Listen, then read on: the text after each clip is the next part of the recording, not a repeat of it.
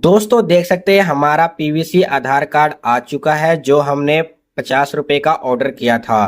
दोस्तों यहाँ पर आपको डिटेल दिखाई दे रहा होगा पर मैंने ब्लर कर रखा है क्योंकि प्राइवेसी कारण हम आपको कुछ नहीं दिखा सकते। दोस्तों हमारा आधार कार्ड इस तरह के लिफाफे में आया है।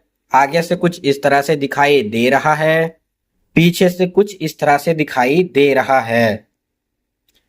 चलिए दोस्तों इसका अनबॉक्सिंग कर लेते हैं। लिफाफे के अंदर एक ऐसा डिटेल आया है जो आगे स्क्रीन पर दिखाई दे रहा था। ते हमारा पीवीसी आधार कार्ड कुछ इस तरह से आगे से दिखाई दे रहा है। दोस्तों पीछे से कुछ इस तरह से दिखाई दे रहा है। दोस्तों यह कार्ड आप 50 रुपए में ऑर्डर कर सकते हैं। हमारे चैनल पर वीडियो उपलब्ध है, आप वहां देखकर ऑर्डर कर सकते हैं। दोस्तों अगर वीडियो पसंद आया है तो वीडियो को लाइक करें, चैनल को सब्सक्राइब करें। मिलते हैं एक और नए वीडियो के साथ।